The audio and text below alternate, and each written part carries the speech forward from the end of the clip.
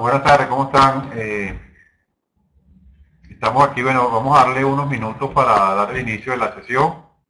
Bienvenido Diego, Andreina, Ferrer, el equipo técnico que está aquí, José Correnares, todos los que ya están presentes en la sala. Como les comenté, bueno, vamos a esperar unos 10 minuticos que el resto de la gente se incorpore para dar inicio a la actividad de la tarde de hoy. Si tienen en este momento alguna pregunta que quieran que podamos manejar, pueden comunicarse conmigo por el chat y yo diciendo en el interín hasta que demos el inicio.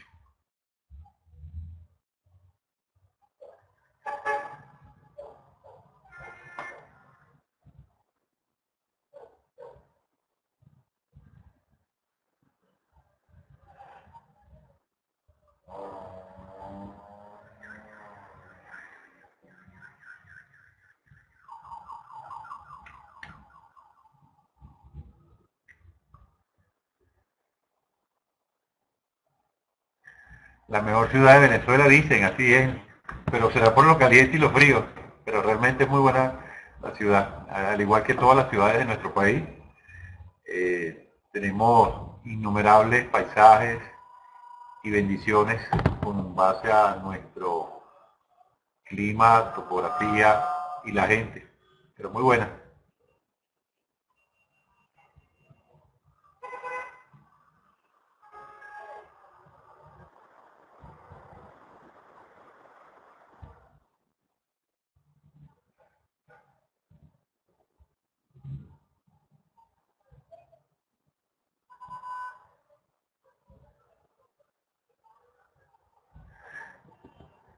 Andrina, lo que preguntas es que si podemos hacerlo en Maracaibo, ¿hablas de la sesión individual o si la gente en Maracaibo puede meterse en la red y copiarlo? Si te refieres a conectarse en la sala, sí se puede conectar en la sala y podrían estarlo visualizando, y si lo quisieras que diéramos esto en la ciudad de Maracaibo, también lo pudiésemos hacer de manera presencial. Recuerden que esto es una charla introductoria, o sea, vamos a hablar del tema, pero muy superficialmente para que tengamos una idea de hacia dónde vamos en el interín del tiempo.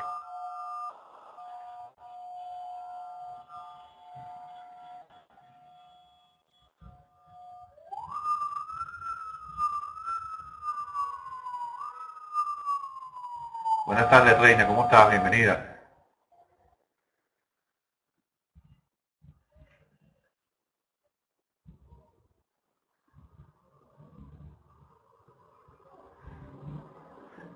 Ok, Andreina, al final de la presentación te voy a dar una dirección que vas a tomar, y en esa dirección vas a poder escribir y solicitar que hagamos esto allá en Maracaibo como indiques. No hay ningún problema, lo podemos hacer. Inclusive, obviamente, va a ser mucho más amplia la información porque sería un evento presencial probablemente de 8, 16 horas. Va a depender de lo que tú necesites en este momento.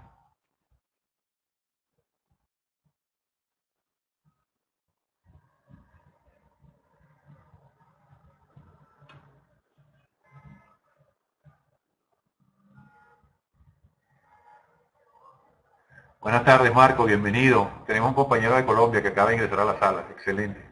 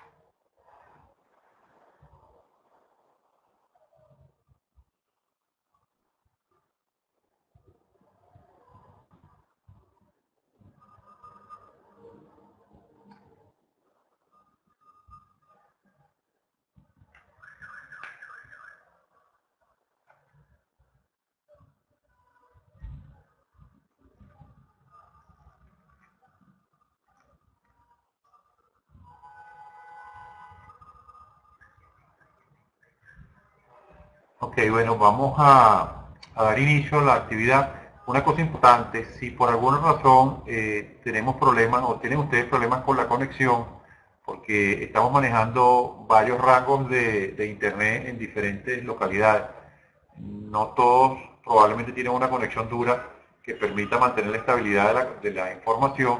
Solo le dan a F5 en su computador y van a refrescar o recargar la página y pueden continuar con la información. Si por alguna situación no logran poder ver la totalidad de la presentación, que nos estimamos más o menos entre 40 minutos, una hora, dependiendo de cómo vayamos fluyendo, esto lo van a poder ver en el portal tantas veces como ustedes quieran porque va a quedar grabado. O sea que no debe haber ningún problema o inconveniente al respecto. ¿Ok? Bueno, vamos a dar inicio, vamos a cerrar aquí el chat para comenzar las preguntas que tengamos alusivas a la actividad o a la información que vamos a estar manejando, las vamos a manejar al final, o sea, de manera que podemos retomar la información al final y seguir con el tema si hay alguna pregunta que tengamos que manejar. ¿Ok? Bueno, bienvenidos para todos. Mi nombre es Félix Carrillo, yo soy la persona que va a estar trabajando con ustedes o conversando con ustedes por un periodo de tiempo aquí en lo que es el conversar sobre el sistema de planificación y manejo de emergencia. Soy industriólogo de profesión, tengo 50 años y vivo en Venezuela. Soy nacido en Caracas, distrito capital. Tengo, como le comenté, tengo 50 años de edad. Soy industriólogo, graduado en la Universidad acá, y lo que nos trae en este momento aquí para conversar es hablar un poquito de los sistemas de planificación y manejo de emergencia.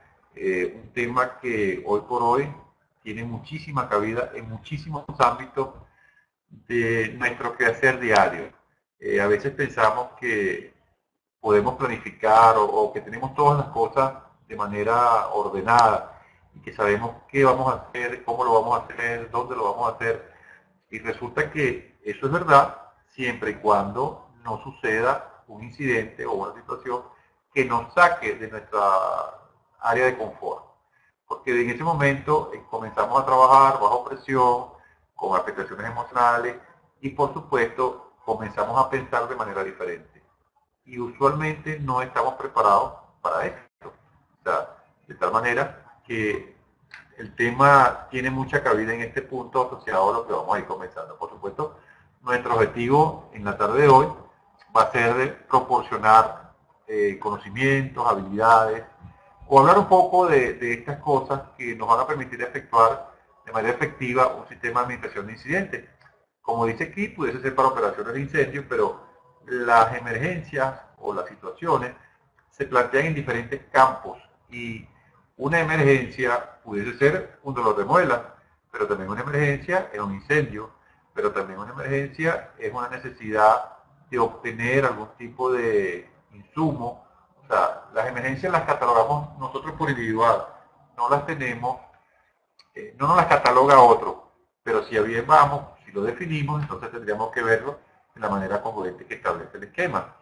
Por supuesto, una cosa importante en el punto es saber manejar o entender qué es un sistema. ¿Y por qué hablamos de sistema? Porque todas las cosas que se manejan hoy por hoy, bajo las situaciones de control de emergencia, están asociadas a un sistema, a un engranaje.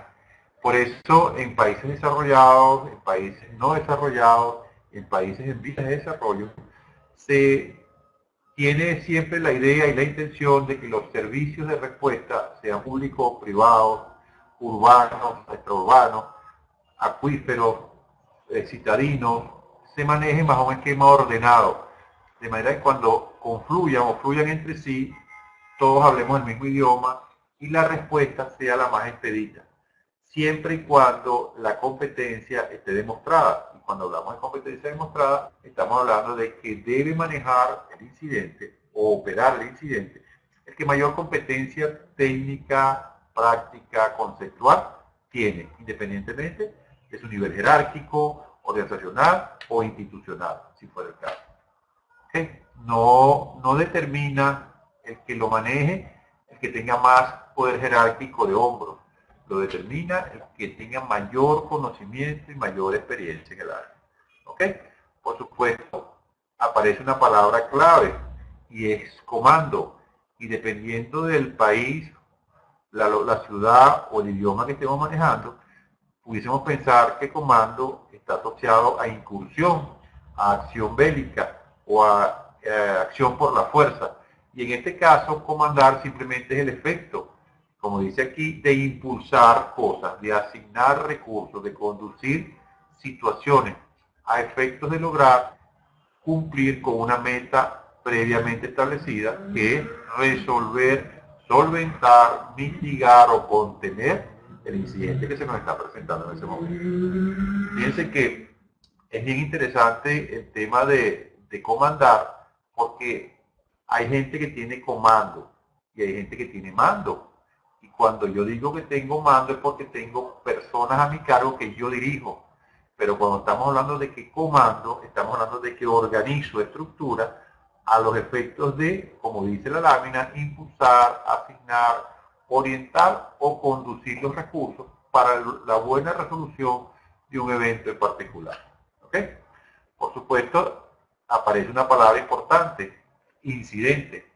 Y para nosotros, en Venezuela, incidente es un hecho fortuito no deseado que produce daños y lesiones, pero que no produce daños ni lesiones.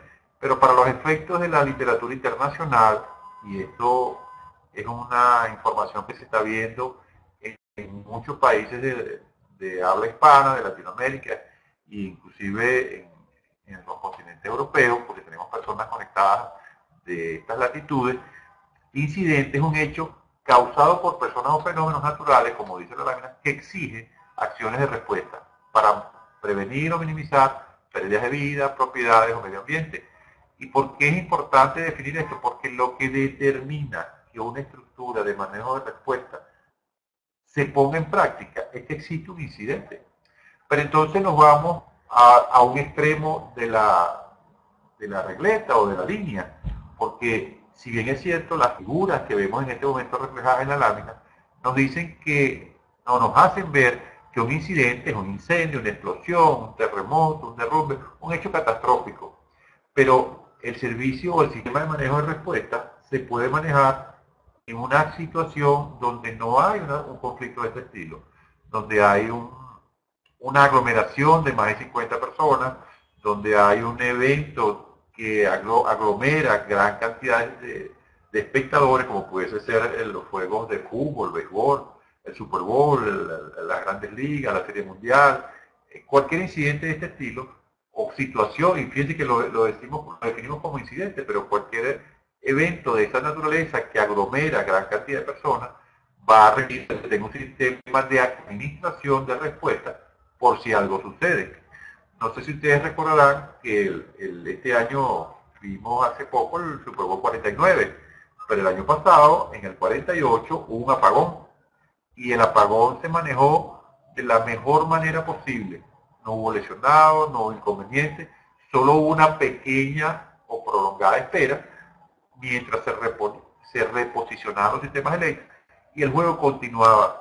¿Y de qué no nos enteramos? De que tras bastidores está un sistema de administración de emergencia resolviendo los inconvenientes que estaba generando la ausencia de energía eléctrica que para ese momento se había presentado. Obviamente todos pensaban en una falla eléctrica, se quemaron unos transformadores, pero ¿quiénes resolvieron eso? El grupo que estaba preparado para hacer ese tipo de actividad, asociado a un sistema de administración de emergencia exactamente igual. Pero cuando nos vamos a qué es un sistema de administración de emergencia, entonces volvemos a lo que estamos, o vamos sobre lo que estamos conversando, que es un concepto que maneja los incidentes, estandarizado. ¿Y por qué estandarizado? Porque toda la estructura que va a conformar el sistema debe saber exactamente de qué se está hablando. Debe entender el mismo idioma, y lo vamos a ver un poco más adelante. Se habla de la misma forma, no se omiten informaciones, y por supuesto permite a los usuarios de las estructuras, como dice la lámina, integrarse de una manera sistemática sin que los límites que nos separan se vean afectados. ¿Eso qué quiere decir? Que podemos tener un sistema de administración de emergencia citadino, estadal, municipal, nacional o mundial que converjan. Y lo vemos siempre que suceden grandes catástrofes en el mundo. Enviamos grupos de personas a trabajar en otros lugares y esos grupos se acoplan a un sistema de administración de emergencia de ese país o de esa ciudad o de esa localidad. Y lo primero que nos dicen, bueno, esta es la línea que estamos siguiendo, esta es la forma de comunicación, esta es la identificación que usted va a usar y usted va a laborar en este sector. De manera que usted tenga la información, la comunicación, la logística necesaria para poder cumplir con su función sin salirse del estándar de aplicación que está corriendo en ese momento, que es el que establece la localidad en la cual usted está desempeñándose en ese momento. ¿Ok? Por supuesto, el importante es definir el objetivo y entonces garantiza que los encargados de la respuesta tengan seguridad. ¿Y por qué?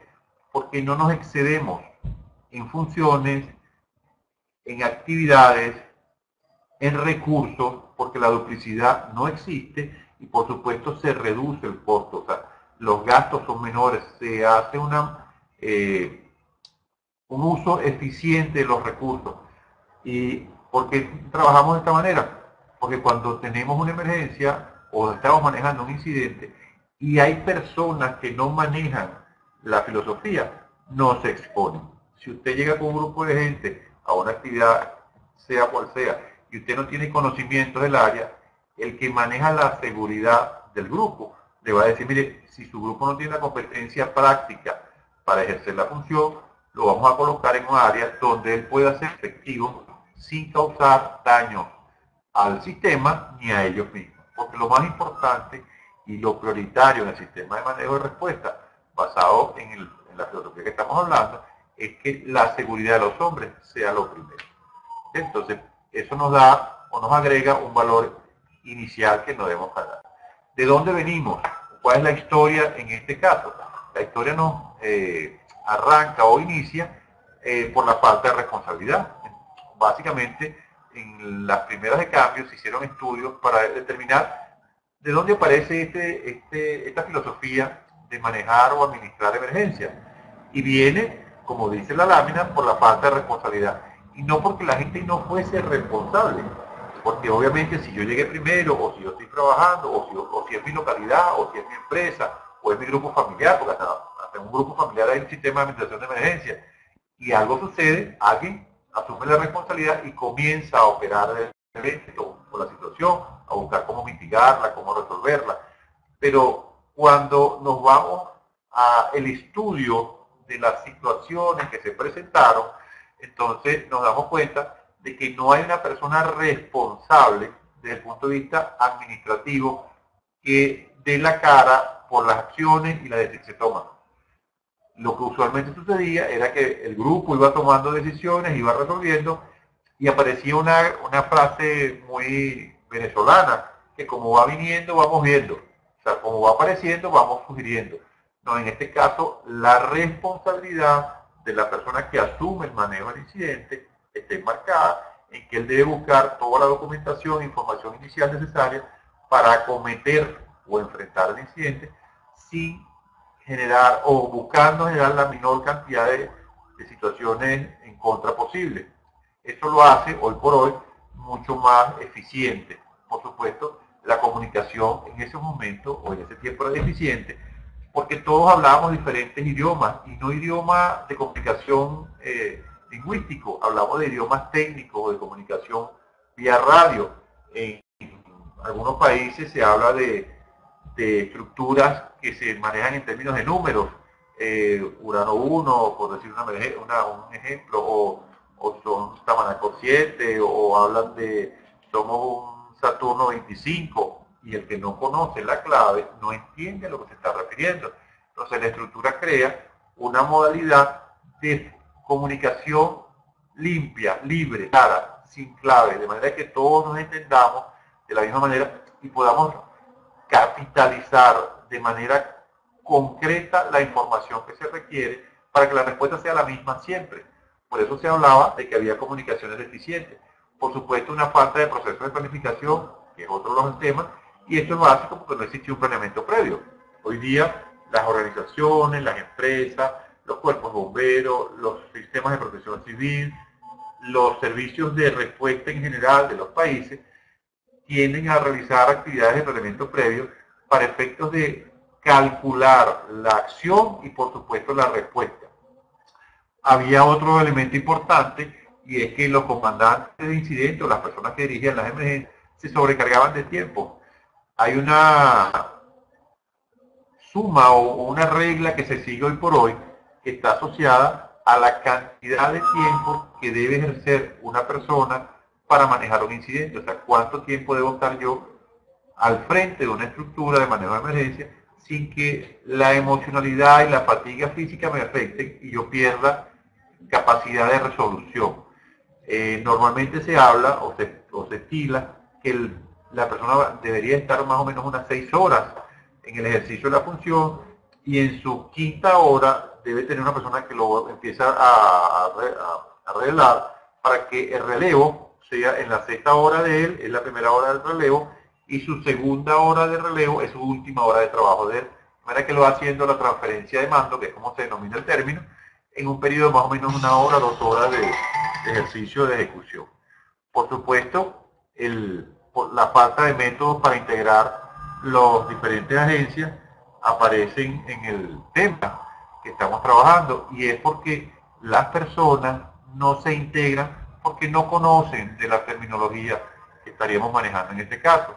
Para los efectos del sistema, siempre va a ser importante que podamos integrar a todas las agencias en el sistema. ¿Y cómo se logra? Capacitando al personal de manera que ellos puedan conocer la filosofía, entender la metodología y por supuesto seguir adelante en el manejo y control de la emergencia como en este caso.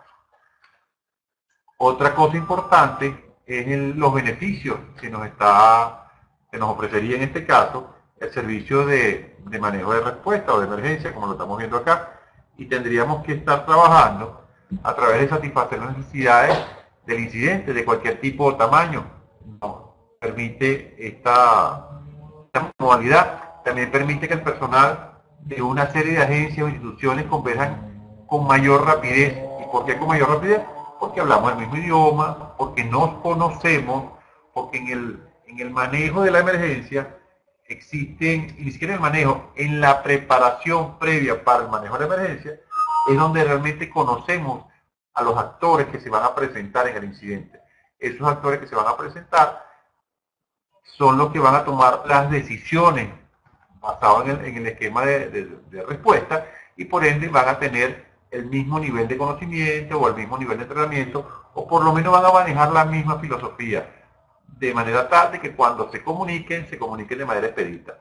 Por supuesto proporciona una respuesta lógica, administrativa de personal operativo y es efectivo en cuanto a los costos de evitar duplicidad de tareas. Porque si tengo un administrador, entonces voy a tener tantos frentes de ataque como necesariamente sean lo que se requiere. Pero no sucede lo que usualmente vemos en incidentes no organizados, que tenemos muchísima gente haciendo lo mismo. Y entonces el recurso se fatiga, no es usado de la manera expedita, se gasta muchísimo, se invierte muchísimo dinero en eso y se pierde mucho capital para efectos de lo que la gente pudiese estar manejando. Otra cosa importante es la aplicación y dónde podemos aplicar los sistemas de manejo de respuesta. Pero en accidentes de tránsito, en terremotos, en derrumbes, en incendios, en eventos donde hay gran cantidad de personas, en eventos de materiales peligrosos involucrados, específicamente emergencias. Y fíjense que son eventos que a diario podemos conseguir en nuestras ciudades capitales o en nuestras zonas rurales o en nuestros afluentes acuíferos o en nuestros centros no urbanos, o sea, baños. En cualquier lugar podemos ver un incidente de este estilo, porque como dijimos, puede ser un accidente de tránsito que escala, puede ser un sismo o un terremoto que produce gran cantidad de situaciones devastadoras, un derrumbe, un incendio, eventos donde hay gran cantidad de personas como explicábamos anteriormente, y como dice al final de la lámina, eventos donde estén involucrados sustancias o materiales que se consideren peligrosos. Y fíjense que este último es como que por ser el último no es el menos importante ni el menos drástico. Las emergencias con tóxicos, por lo general, causan gran cantidad de afectación, a pesar de que pensamos que no es así, porque lo vemos o contenido en un envase o pensamos que está lejos, ¿no? Y realmente tiene un gran impacto de punto social. Los principios de este sistema hablan de que debe ser un despliegue rápido, coordinado y efectivo de los recursos.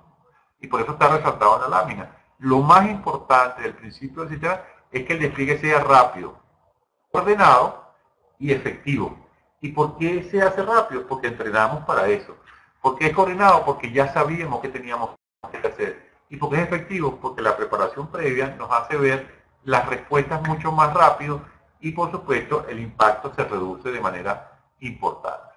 Cuando vemos los principios, entonces caemos en lo que conversábamos al inicio. Va a haber una terminología común. Todos vamos a hablar el mismo idioma. Sea yo el comandante del incidente o el manejador de la respuesta, administrador del sistema, o la persona que maneja el vehículo, o el que lleva la ambulancia, o el que trae la logística, o el que busca la alimentación, o el que habla por radio. Todos hablamos el mismo idioma. Tenemos un alcance de control importante. Y cuando hablamos de alcance de control, estamos hablando de qué tanta capacidad de manejo administrativo tengo. La gente asume, en algunas oportunidades de manera errónea, que puede manejar todo el evento sí solo. O sea, que no necesita tener más personas que lo apoyen. Y el esquema establece que yo debo manejar solamente de 5 a 7 personas, o de 5 a 7 unidades, o de 5 a 7 compañías, o de 5 a 7 cuerpos de bomberos, o de grupos de rescate, o protección civil. ¿Y por qué de 5 a 7? Porque es lo que me da mi alcance de control. Si yo logro controlar de 5 a 7, yo no me voy a dispersar, ni se me va a dispersar el evento. Y si por alguna razón mi alcance aumenta, entonces yo divido. Tengo 8, bueno, entonces no voy a manejar 8, voy a manejar 2 grupos de 4. Y entonces fíjense que reduzco. Ah, bueno, esos de 4 aumentaron a 8, entonces tengo 4 grupos ahora de 4. Y sigo estando en mi alcance de control porque debo tener de 5 a 7. Y en este momento lo que tengo son 4 grupos de 4. No he pasado el alcance de control, que en este caso serían 7 personas, 7 grupos, o 7 equipos, o 7 sistemas. Las comunicaciones deben estar integradas. ¿Integradas por qué? Porque en el momento que se produzca un sistema de administración de emergencias debe haber un área designada para manejar la comunicación, la información. Todo debe entrar por un solo canal. Y cuando digo todo, todo lo que está relacionado al manejo directo del evento. Pero lo periférico, la logística, el resto de las cosas, se pueden mover por otros canales para efecto de no congestionar el sistema de comunicación que estamos utilizando para subir y bajar información en el manejo y administración de la emergencia. Pero sí es importante que sea así, o sea, que las comunicaciones se integren. ¿Y cómo la integramos? Dándole un dispositivo de comunicación o un radio a cada ente que se aproxime a trabajar con nosotros. Llegó la policía y el evento es un evento de bomberos, o que están manejando los bomberos industriales, urbanos, municipales. Cada organismo que se asocie debe tener un radio asignado por el cuerpo que está manejando el incidente para que se pueda comunicar entre ellos. Porque de allí parte el que sean eficientes las comunicaciones, que yo tenga la posibilidad de comunicarme de manera expedita con el que requiera. Ah, necesito hablar con la policía. Hablo por el radio del sistema de emergencia con la policía, y el policía de ahí en adelante habla con su grupo de comunicaciones de la forma como él habitualmente lo hace. Pero del que maneja la comunicación policial con el sistema hacia el sistema, él va a hablar de manera clara, sin clave y fluido, a fin de que cualquiera de los que lo escucha pueda tener una comunicación clara de lo que está sucediendo, o puede entender de manera sistemática lo que está pasando en ese momento. ¿Okay? Por supuesto, los planes consolidados en uno solo, va a haber un solo plan del manejo del incidente. ¿Y por qué un solo plan? Porque hay un planeamiento previo. Si el planeamiento previo cambia, o sea, si el sistema, a medida que va evolucionando el incidente, van apareciendo otras cosas que no estaban en el planeamiento previo, bueno, se va ajustando en el camino. Pero de inicio hay un plan consolidado que se estableció por un planeamiento previo que en una oportunidad se hizo. Por eso se habla del plan de manejo de incidentes. Y por supuesto hay una unidad de mando, que es la estructura que organiza el evento de manera administrativa, pero hay una unidad de comando unificado, que es la que reúne las agencias que están resolviendo en este momento el incidente. Por supuesto, todo eso tiene instalaciones con ubicaciones determinadas, y señalizadas, y al final hay un manejo integrado de los recursos, porque como bien dijimos, la comunicación entra por una misma vía y sale por esa misma vía, todo el resto de los periféricos que se manejan en el sistema de mediación de emergencia entran por una misma vía y salen por una misma vía, dependiendo de cuál va a ser su función o su aplicación. Si estamos hablando de que es el área logística y están llegando equipos, recursos y personal, ellos van a ser canalizados por el que maneja el área logística y los va a ingresar por un mismo lugar, los va a categorizar, los va a clasificar en el caso de los equipos y va a asignar los recursos. Y hasta que ese recurso no salga de la logística, él los va a mantener ahí contenidos. De manera que no se duplique ni se desperdicie el recurso en todo caso. Una cosa interesante que debemos recordar es que las prioridades en general se deben mantener y nuestra prioridad principal siempre va a ser salvar vidas. Pero no solo la vida de los que están inmersos en el incidente, si es un incidente que tiene daño catastrófico o afectaciones de personas, sino de la vida de los que operan el sistema. Hay que estabilizar el incidente y estabilizarlo, estaríamos hablando de tener control. Y tener control, para lo que estamos trabajando en este momento, está asociado a saber qué pasa, a saber qué necesito para finalizar y saber si tengo la cantidad de recursos disponibles para hacerlo. ¿Tengo control? Sí, sé qué está sucediendo, tengo la gente necesaria para resolver el incidente y sé cómo lo voy a resolver. Entonces ahí tengo control, más no tengo controlado, porque hay una equivocación en términos semánticos ahí, porque la gente asume que cuando tengo control es que todo está listo y el evento va a finalizar. No, a lo mejor tener control en ese momento es que no lo dejo que aumente de tamaño, pero sigue estando activo el incidente y lo tengo detenido.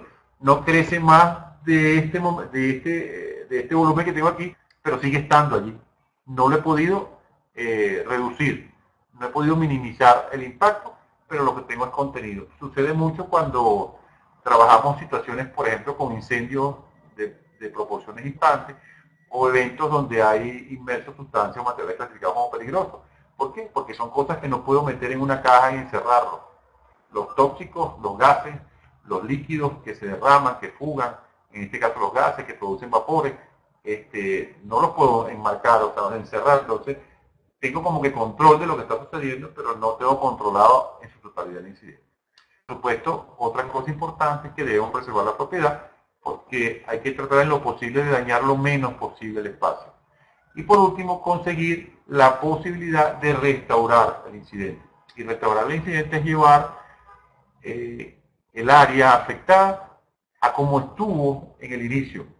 Esta parte de la restauración social siempre tarda mucho más tiempo, porque resolvemos el incidente, recogemos todas las cosas y la gente piensa que el incidente acaba cuando el incendio se apaga, cuando los gases se mitigan, cuando los líquidos se recogen, ¿no? O sea, el evento finaliza o fenece cuando yo restauro la estructura o el área donde se produjo de alguna manera el incidente. Por supuesto, también vamos a que existe una cadena de administración y en este caso es importante recordar que la autoridad se delega, pero no se elimina. Yo sigo siendo el responsable y por eso hablábamos al inicio de que la falta de responsabilidad era una de las cosas que afectaba el sistema de administración de emergencia en algún momento. Hoy por hoy, el que yo sea el responsable, el que yo delegue la función, no evita que yo siga teniendo la responsabilidad. Si yo sé que administra, las decisiones que se tomen son basadas en procedimientos técnicos y en experticia práctica y en el intercambio de opiniones del sistema, pero la responsabilidad la sigue teniendo el que administra el incidente, para los efectos de lo que va a seguir pasando en el tiempo. Y fíjense que si nosotros vemos esta lámina, podemos pensar, wow, o sea, se está quemando un galpón, hay combustión libre, exposición de llama, gran emanaciones de humo, ¿y qué es lo primero que tendríamos que hacer? Comenzar a administrar, comenzar por ordenar. a la medida que vamos también haciendo la contención, la extinción, tratando de evitar que se propague, pero siempre pensando que lo primero que tengo que hacer es ordenar mi pensamiento de manera sistemática para que las cosas fluyan de la manera correcta. Igual si lo vemos en la otra lámina, o sea, vemos una explosión y ¿qué podemos hacer allí? Bueno, ¿qué pensamos? Que puede pasar cualquier cosa, no lo sabemos, o sea, está pasando cerca de una habilidad de uso diario, corriente, de bajo volumen tal vez, pero son cosas que nos ponen o nos llevan a tomar decisiones, en algunos casos apresuradas, porque pensamos que si no lo hacemos rápido, la situación se va a agravar. Es verdad, las cosas hay que hacerlas con cierta celeridad, pero a veces hay que pensar un poquito, tomarse unos 2, 3, 4 puntos, estructurar y tomar la acción, no irnos por impulso. Todo en la vida tiene una razón de ser. Y en este caso, la idea de la información es irnos preparando para lo que va a venir más adelante. Si observamos esta otra lámina, nos damos cuenta de, esto obviamente es una gráfica que ilustra una colisión de un vehículo contra un camión cisterna, en este caso de gas propano, y comenzamos a pensar, bueno, ¿contra qué colisionó? Contra el camión, pero ¿contra qué parte del camión colisionó? En los vehículos de gas, este espacio es donde están las llaves con las cuales manejan los fluidos, por donde inyectan y sacan el fluido. Entonces, lo primero que hay que pensar es que ahí va a haber una fuga de gas. Y si hay una fuga de gas, hay que hacer un desalojo y hay que tener un sistema de contención de fuego y tumbar la nube de gas al suelo a través de las moléculas de agua y esa agua recogerla o entramparla para después cegarla a un contenedor. Porque si esa agua se va por los sistemas de ducto o de cañería, se puede generar una ignición en agua abajo en el alcantarillado, o sea, por una fuente de ignición franca que se aparezca en el camino. Entonces todo eso lo debo pensar y bajo ese esquema de pensamiento debo comenzar a estructurar. Y fíjense qué importante es este ejercicio porque nos pone en la mesa una situación puntual. Si yo tengo que pensar en todo esto que estamos hablando, yo no puedo ejecutarlo. O sea, yo debo decir que se va a hacer, pero no debo ser yo el que lo haga. Porque si yo lo hago, pierdo visión. Y es importantísimo que el que administra una emergencia tenga visión de helicóptero, o sea, vea desde afuera, tenga la capacidad de salirse del evento y ver desde otro ángulo lo que está pasando sin verse afectado, cosa que no es muy fácil en estos tiempos, por lo que está sucediendo, porque obviamente la gente que está atendiendo el evento con nosotros, probablemente gente conocida, amiga de mucho tiempo, que comparte a diario las actividades con nosotros, y estamos enviando a los amigos, a los compañeros, a una actividad que tiene un riesgo importante, sea de este estilo. Si estamos hablando de que el incidente que estamos manejando es un evento de aglomeración de personas, obviamente las condiciones de exposición al riesgo son menores y las posibilidades de lesiones son mucho menores. Pero en el caso que nos ocupa, eso sería lo que estaría pasando. Si lo vemos un poco más gráfico, veríamos lo que está acá, o sea, tenemos la fuga en este caso del gas que está saliendo, tenemos un tren que pasa por la parte de abajo y vehículos que están aparcados en un área y otra. ¿Qué es lo pertinente acá y por qué lo vemos así?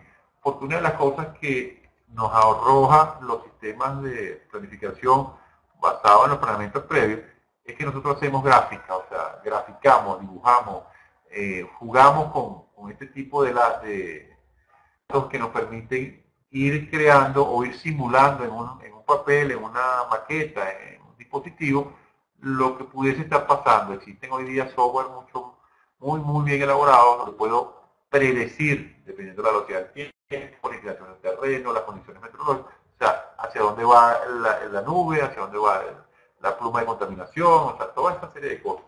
Pero para efecto de lo que estamos hablando, lo que queremos ilustrar acá es que podemos ir organizando el evento y creando situaciones. Entonces fíjense que en este caso establecemos los perímetros de seguridad necesarios, hablamos de una zona caliente, una zona tibia, una zona fría, y para los efectos de la norma, la zona caliente es el que está en rojo, la zona tibia es la amarilla y la zona fría es la verde.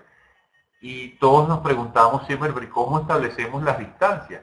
Porque debe haber algo que diga eso. Y en el caso del incidente que estamos manejando, tendríamos que tener a la mano una guía de respuesta a emergencia, que es un libro que nos permite tener las primeras acciones en los primeros 30 minutos. Esa guía me va a decir específicamente cuál va a ser la distancia de la zona de impacto a la zona caliente, y entonces yo voy a establecer mi perímetro de seguridad bajo ese esquema. Si la guía me dijese, un ejemplo, que son 300 metros de distancia de perímetro inicial de resguardo, esa zona roja sería de 300 metros a la redonda, y así sucesivamente. La zona amarilla es el doble de la zona roja y la zona tibia es el doble de la zona amarilla, y así vamos haciendo el perímetro de manera que se haga mucho más segura. El emplazamiento de los vehículos o de los recursos va a tener exactamente igual que ser posicionado de acuerdo a lo que está sucediendo, y puedo ir mejorando en el tiempo. Esto les va a permitir a todos los que de una forma u otra pueden utilizar este tipo de sistemas, ir acondicionando su cerebro, o sea, ir preparándose. Obviamente está claro que yo no puedo predecir la conducta en ningún incidente, pero lo que sí puedo hacer es prepararme para cuando esos incidentes vengan, yo pueda tener la mejor actitud, la mejor respuesta posible en base al entrenamiento que puedo haber hecho en el tiempo. Para todo esto existen estructuras que me permiten ir clasificando, y podemos tener en la aplicación de un proceso modular, que hablábamos de la autoridad y la delegación, es que existe un proceso de planificación. Si yo tengo el sistema corriendo o tengo la emergencia, como en el caso anterior que veíamos del gas, y yo debo ir planificando y planificando sobre la marcha. De hecho, hay un grupo de personas o una persona encargada en el sistema que su función principal va a ser esa, planificar. ¿En función de qué? De lo que va sucediendo de manera en vivo, lo que va pasando en el momento. O sea, si la planificación inicial no aplica, él debe planificar una estrategia nueva. Ah, cambió la dirección del viento. Ah, está lloviendo. Ah, mira, se hizo de noche. Ah, tenemos mucha gente. Ah, la inclinación del terreno nos está afectando. Ah, mira, no hay tal recurso, no conseguí el material.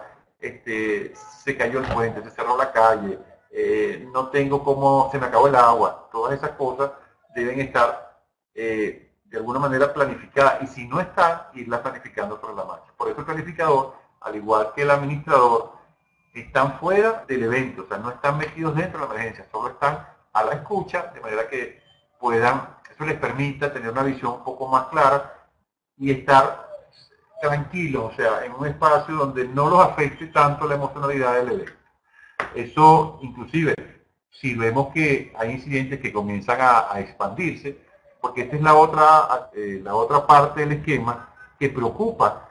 Si en el inicio de la emergencia o del manejo de administración de la emergencia yo logré contener el evento, lo tengo contenido o tengo control en la emergencia, lo que a mí me preocupa es que él escale de tamaño, o sea, que empiece a crecer, que se hagan eventos en expansión, porque si ese expande, entonces necesitaría tener más ramas, divisiones, grupos, como vemos en la gráfica, y eso implica mayor manejo administrativo, y mientras más escala la emergencia, mayor cantidad de recursos voy a requerir, y por supuesto mayor cantidad de gente voy a necesitar. ¿Cuánto tiempo va a estar esa gente? Es al igual que en el caso de los comandantes de incidentes, nosotros no deberíamos de tener más de 6 horas los grupos trabajando, porque eso implica fatiga física, deterioro emocional. Y fíjense que cuando nos vamos a fatiga física, nos vamos a un esquema que establece 8 de 2 por 1. O sea, yo debo trabajar un periodo y descansar 2. ¿Y por qué trabajamos ese esquema? Bueno, porque los sistemas, por ejemplo, para tener un ejemplo del tema, los sistemas de presión respiratoria para eventos con sustancias tóxicas o incendios, se habla de 4.500 libras. Eso es más o menos que el usuario va a tener unos 60 minutos de aire dependiendo de su capacidad respiratoria. La norma permite, o en este caso el esquema, que yo pueda usar solamente 2 equipos de respiratoria. Cuando voy al tercero debo rehabilitar al usuario, o sea, ponerle oxígeno húmedo para refrescar o relajar la vía respiratoria, de manera que él pueda volver a reingresar en un periodo mayor al que él se expuso. Él debe descansar, si trabajó 1 hora, debe descansar 2 horas. Trabajó 2 horas, debe descansar 4 horas y así vamos, se duplica. En este caso funciona igual. La persona está 6 horas y debe descansar 12 horas. Eso quiere decir que en el centro de expansión yo debería tener 3 grupos de trabajo como mínimo que manejaran o que trabajaran la parte del incidente. Ahora bien, todo esto nos lleva a pensar, ¿esta es la solución? No, o sea, la solución no es verlo hasta aquí, la solución es irnos a un esquema un poco más elaborado de preparación basado en estudios, revisiones, prácticas, manejo de escenarios, y eso es algo a lo que vamos en este momento encaminados.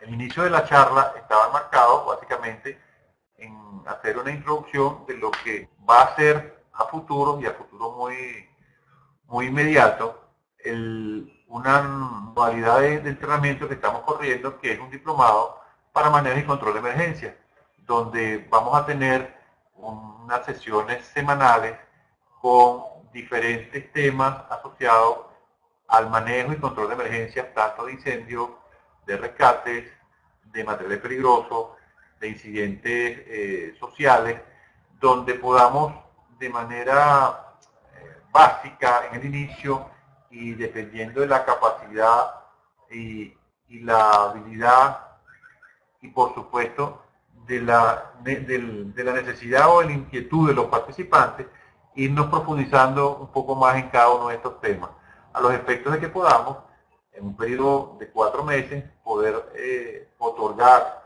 a cada uno de los que en este momento participen de una certificación universitaria que tiene la calificación de diplomado, que va a ser avalado, como se ve en los iconos que tiene al final la lámina, por la Universidad de los Andes, que es una universidad venezolana de la cordillera andina, por la Asociación Latinoamericana de Capacitación, que es una institución que certifica a instituciones de entrenamiento en el área de salud y seguridad laboral a nivel latinoamericano, y la SFMA, que es la Asociación Nacional de Jefes de Bomberos. En este caso, las 3 instituciones están certificando o calificando a las personas que participen en el diplomado. El diplomado tiene, como dice allí, una sesión de 2 días prácticos donde vamos a poder validar las competencias administrativas, las competencias prácticas de cada una de las personas que asistió al diplomado en términos académicos. ¿Y por qué? Porque el estándar pide que yo dé o valide conocimiento teórico y también valide a través de los skills conocimiento práctico. O sea, no hay una cosa separada de la otra. O sea, vi la teoría o aprendí la teoría o asistí a la teoría y debo demostrar en la práctica que fui capaz de asimilar todos los conocimientos y ellos estuvieron manejando. Como les comenté, estas son las 3 organizaciones que estarían manejando o certificando el diplomado. Pueden en cada uno de los casos revisar en las páginas web de cada una de las asociaciones las competencias que ellos tienen para las cosas que estaríamos trabajando y pudiesen ver el nivel de certificación que ofrecen cada uno. En este caso la Universidad de los Andes, una universidad reconocida en Venezuela, la SFMA, la Asociación Nacional de Jefes de Bomberos, en este caso los Estados Unidos, por el estado de Texas, y como les comenté al final, la Federación Latinoamericana de Capacitación y Entrenamiento. Vamos a abrir en este momento el chat para recibir las preguntas que ustedes tengan a bien realizarnos y ir respondiendo de manera sistemática.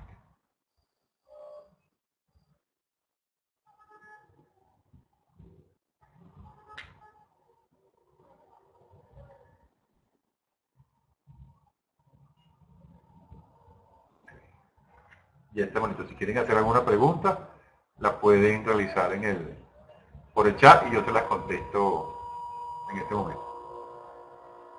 El costo del diplomado para efectos de personas que habiten en el territorio venezolano son 20.000 bolívares. Para personas que habiten fuera del territorio venezolano son $500 americanos.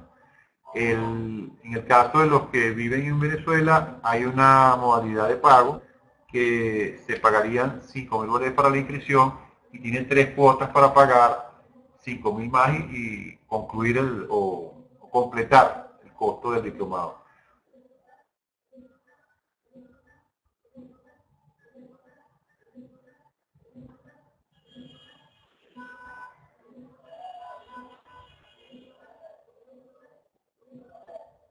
En el caso de la persona de Colombia, cuando habla de la homologación, se refiere a que si le es válido su profesión de bombero para optar a tener el título del diplomado, tiene que cursarlo exactamente igual y pasar y cumplir los objetivos que se establecen en él. Tanto la Universidad de los Andes como SFMA no nos permite que hagamos homologación o que hagamos equivalencia, como se dice en nuestro país. La persona debe cursar el diplomado para efectos de recibir el diploma correspondiente. En el caso del Liz, que pregunta dónde serán las prácticas, para el caso de Venezuela, las prácticas van a ser está estimado que sea o en el occidente o en el centro del país. Va a depender de dónde esté la mayor cantidad de personas.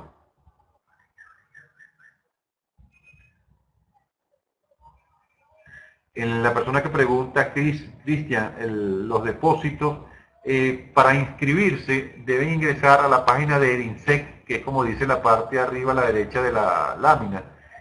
Entran a EDINSEC y hay un portal que los va a ir guiando. Deben primero inicialmente hacer el registro, después de hacer el registro hacen la aplicación del depósito, él le va a mandar un correo, ese correo le va a confirmar la inscripción y a partir de ese momento usted va a estar inscrito en la plataforma y va a poder accesar cada vez que tenga a bien la clase. Las actividades son los fines de semana, los días sábados, en el transcurso de la mañana, pero si por alguna razón usted no puede participar en el evento, no puede asistir a la clase, perdón, usted podrá ver la clase tantas veces como quiera porque queda grabada en el sistema. Usted solo tiene que accesar con su clave y revisa la clase en la noche, el día siguiente, a la semana siguiente, o sea, todas las veces que usted tenga interés revisarlo.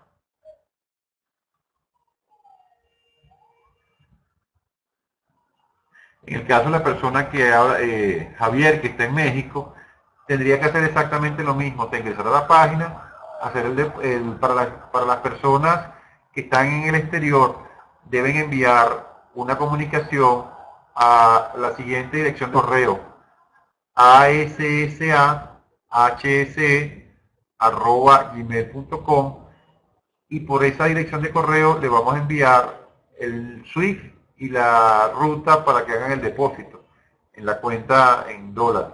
Les repito, la dirección de correo es A de América, S de sapo, A de América, H de hielo, S de sapo, E de Ecuador, @gmail.com. Colocan su nombre, de dónde están escribiendo, y por allí se le va a responder o se le va a enviar el número de SWIFT para que ustedes puedan hacer el depósito.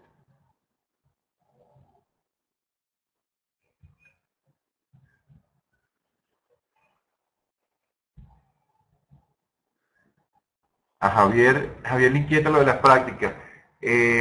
¿Por qué te inquieta lo de las prácticas, Javier? Lo que se va a practicar o lo que se va a hacer en la práctica son simulaciones asociadas a lo que se va a ver en el entrenamiento, para efectos de demostrar o practicar los procedimientos para manejo y control de emergencia.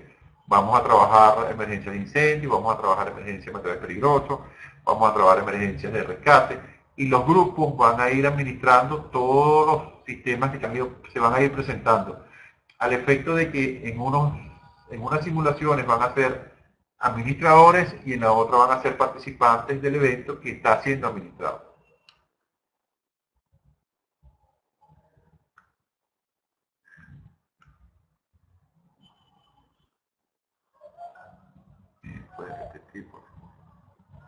Ok, en el caso de lo que pregunta Jairo, el valor para personas que viven en el territorio venezolano son 20.000 dólares.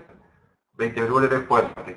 Pagaderos en 4 partes. Los primeros 5.000 para efectos de la inscripción y 3 cuotas de 5.000 que completarían los 20.000 bolívares. Si vive fuera del territorio venezolano, en países vecinos o en otras latitudes, el valor del diplomado son $500 americanos. También pueden inscribir para los que estén fuera de Venezuela y en Venezuela a DINSEC, Dinamarca, India, Managua, Cumanao, Ecuador, @endisec.com, que es como está descrito arriba, arriba a la derecha. Javier, prácticas deben ser presenciales, sí, necesariamente para poder obtener la calificación del diplomado deben hacer las prácticas. Por lo que les comentaba, los skills son presenciales, o sea, no se pueden hacer a distancia. Las evaluaciones teóricas sí, pero no las prácticas.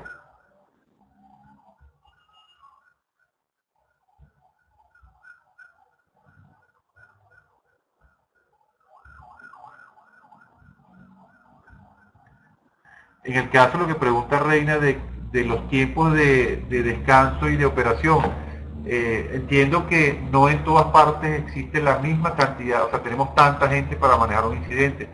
Si por alguna razón no tiene el volumen necesario, uno debe procurar hacer tiempos de descanso para que la gente no se fatigue. Porque recuerden que si el hombre se fatiga, se hace menos productivo y se puede incurrir en situaciones riesgosas que pueden acarrear fatalidades inclusive. Entonces hay que irse manejando con mucho cuidado allí.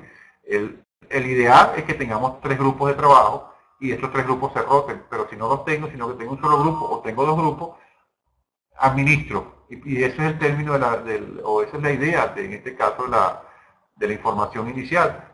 Yo debo aprender a administrar, a manejarme con lo que tengo y ser lo más expedito posible de manera que el resultado sea el deseado.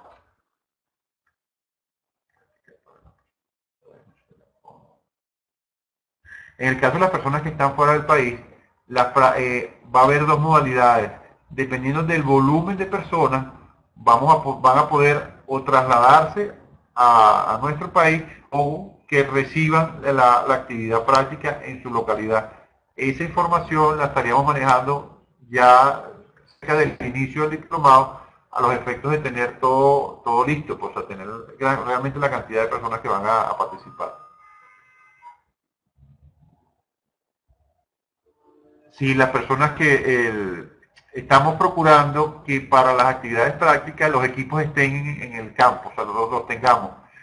No sabemos cuántas personas van a estar, pero el ideal es porque no, o sea, mi equipo es el que me permite hacer las cosas de la mejor forma posible.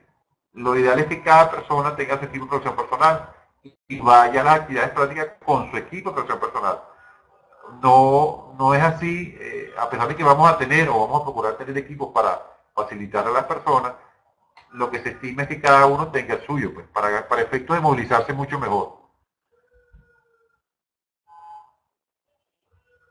La forma de pago en dólares, de acuerdo a lo que pregunta Marcos, es por transferencia. Por eso les decía que van a escribir a las direcciones que les indicamos para enviarles por correo el número de la ruta de transferencia que tienen que realizar.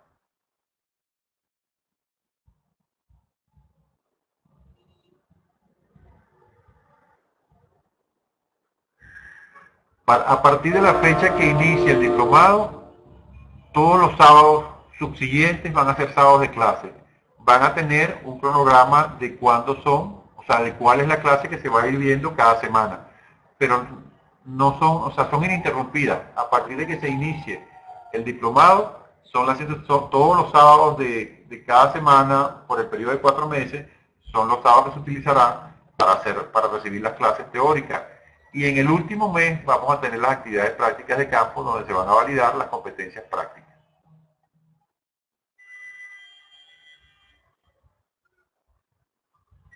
La fecha, okay.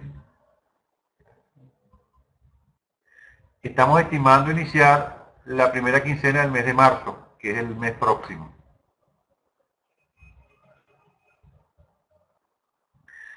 Con base a lo que pregunta Henry, los equipos de protección personal para fuego estructural son casco, chaquetón, pantalón, botas para servicio bombero, guantes y monjas o gorros, como dependiendo como le digan en cada ciudad.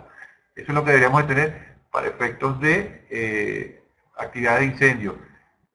Para efectos de o actividades de rescate, el mismo casco de protección personal para fuegos naturales funciona, va a tener sus guantes y sus botas de seguridad, o sea que no va a necesitar otro equipo. Los cinturones y el resto del material que haya que colocarse se le pudiese suministrar en el área práctica.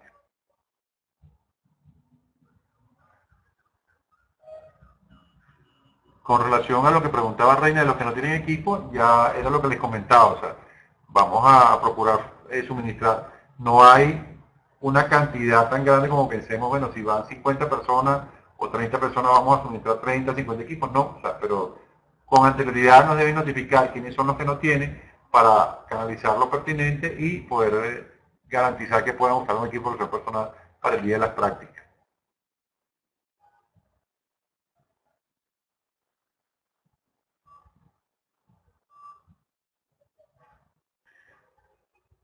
Se está estudiando la opción, como pregunta Marco, de hacer el pago en dólares por cuotas, al igual que como se paga en bolívares, se paga en 4 cuotas. En el caso de dólares hay una inscripción inicial, o se pagan $200 al inicio y quedan $300 igual pagadero una vez por mes, o sea, en 3 cuotas más.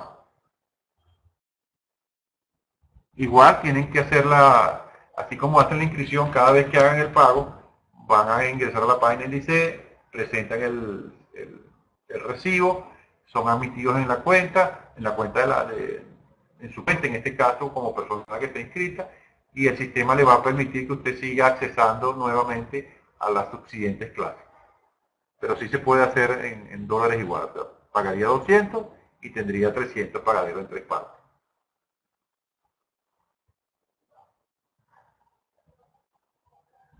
El tiempo del depósito, de acuerdo a lo que pregunta Cristian, o sea, está estimado que llegue el cupo de este caso, son 50 personas.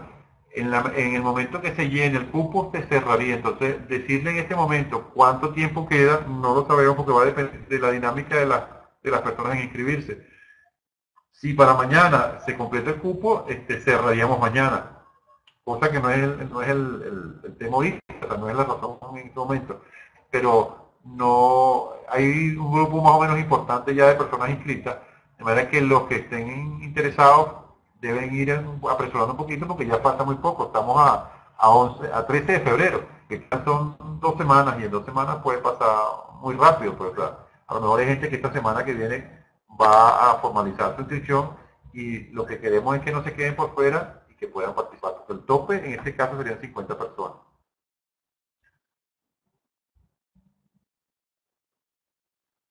Como les comenté, con base a lo que pregunta Jairo, las prácticas se van a generar o en el centro, en el caso de Venezuela, o en el centro del país o en el occidente del país, en uno de los dos lugares.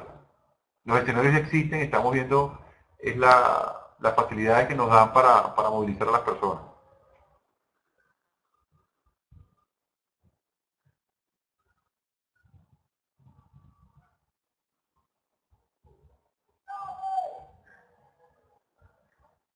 Marco, ¿de qué país eres tú? Disculpa que no lo leí anterior.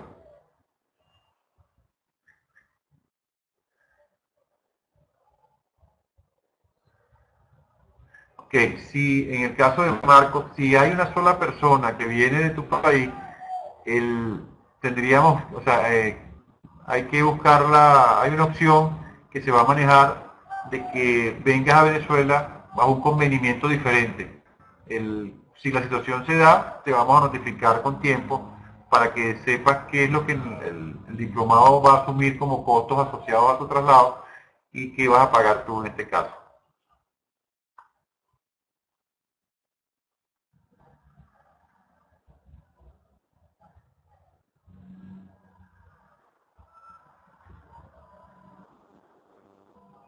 O sea, nuestra responsabilidad la vamos a comenzar a cubrir contigo, Jairo, a partir de que llegue aquí a Venezuela. Pues.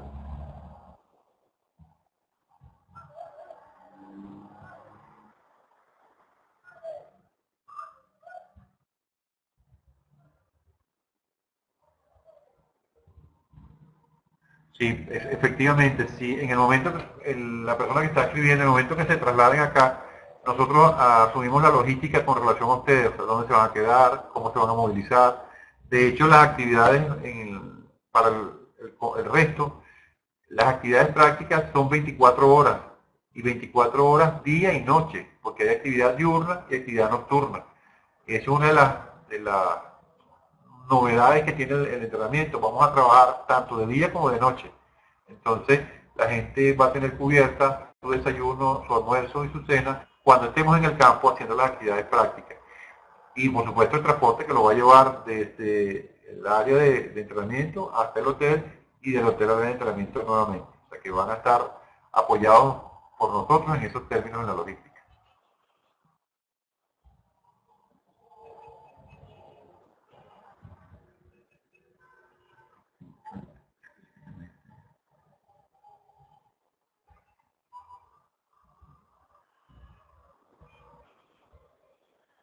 En el caso de Jairo, sea para efectos de calcular exactamente cuánto gastaría, te comento que lo que debes calcular es el traslado desde tu país hasta el aeropuerto de nuestro país. A partir de que estés en el aeropuerto, los gastos asociados a tu traslado los asumiríamos nosotros. O sea, nosotros te vamos a buscar al aeropuerto, te llevamos al hotel, o sea, no tendrías que asumir gastos de traslado de ese estilo, porque no estarías aquí de Venezuela. Las personas de Venezuela sí van a ir por sus propios medios hasta donde tengan que llegar, porque son citadinos, conocen el país y saben cómo se pueden movilizar de manera. Lo cual no quiere decir que cuando estemos en actividades prácticas no los vamos a llevar al hotel. Todo el mundo va en el mismo grupo, al hotel en el día y en la noche cuando regresemos. O viceversa, si venimos del hotel al campo, porque vamos a procurar que todos estén en lo posible en un mismo lugar para que nos podamos mover con mucha mayor facilidad. Si por alguna razón están en sitios diferentes, bueno, los que son de Venezuela no tendrían problema porque se pueden mover con mucha mayor facilidad, pero todos los que vengan de afuera vamos a procurar tenerlos en un mismo lugar para movilizarlos en bloque y darle mayor seguridad a su traslado o a su estadía en el país.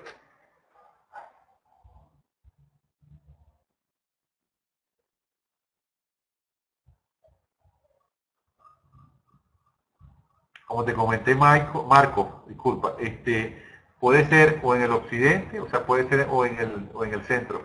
En el centro tenemos Valencia, Maracay, y en el occidente tenemos Maracaibo como punto principal para esto.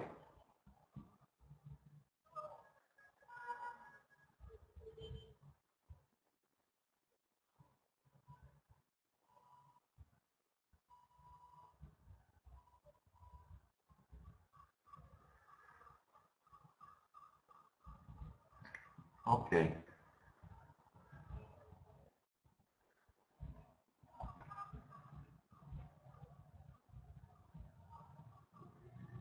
ok. Si no hay más preguntas, inicialmente quisiera agradecer a todos por la atención prestada.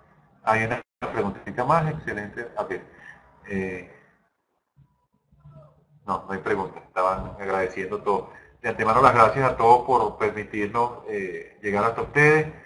Esperamos que la información que hayamos suministrado sea del interés para todos y los esperamos, Dios mediante, un periodo muy corto de tiempo, hablamos más o menos unos 20 días, para iniciar el diplomado de manejo de control de emergencia. Que tengan buenas noches y muchas gracias a todos. Cuídense.